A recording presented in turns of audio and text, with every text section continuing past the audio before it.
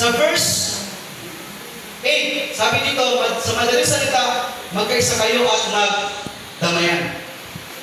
Tayo kung mga Pilipino ay nagkaisa, nagkausap kita sa nag-aging relation. Pero, because of our beliefs, our views, or anong mga paniniwala, nagkawatak-watak kita. Dahil may mga tao kita naging suportaran. So, ano ba? Nagkato sa mga liberal, ano ba naman, nagkato sa, di ba? So, ibig sabihin, nagkawatak-watak kita. Pero, kung kita tapos ng eleksyon, dapat kita, bilang mga Pilipino, bilang anak sa Diyos, or Christians, dapat magkausap na kita. Amen?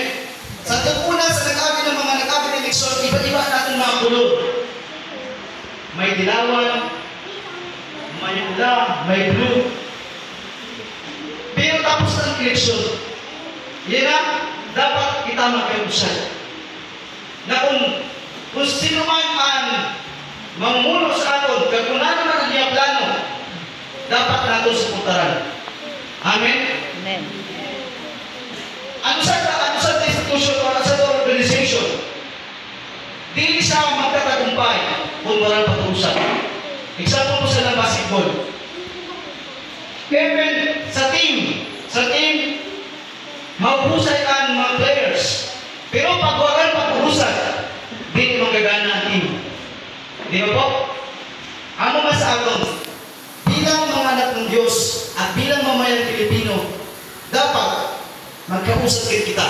Kung ano ang mga programa o kung ano man ang plano sa mga tao na mamumuno sa aton. Amen? Amen. Amen ba? So dapat kita makipag-engage.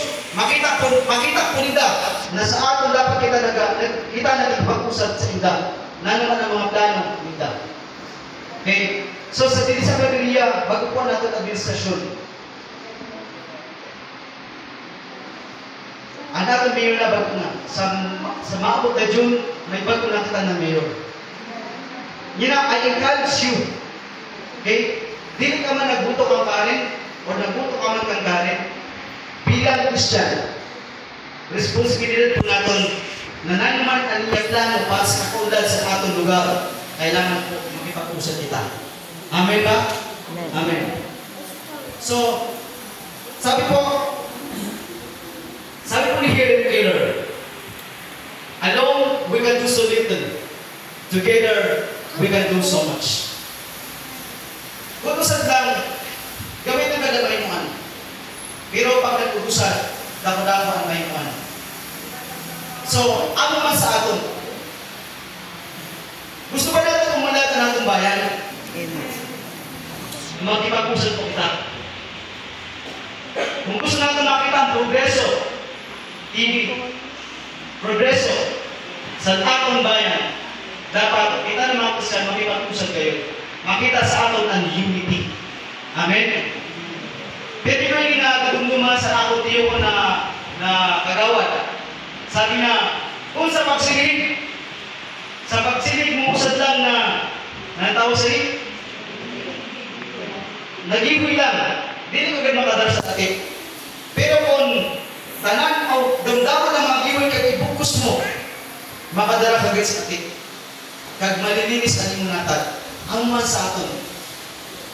Kailangan natin mag-uusap. Amen?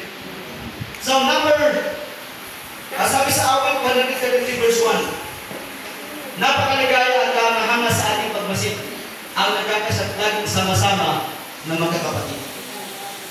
There is power in unity. May kapangyarihan ang unity. Kasi, pag kita nagkausap, ang plano, ang pangarap natin, o ang vision natin, maabot kayo natin. Kasi dahil nagkakausap kita.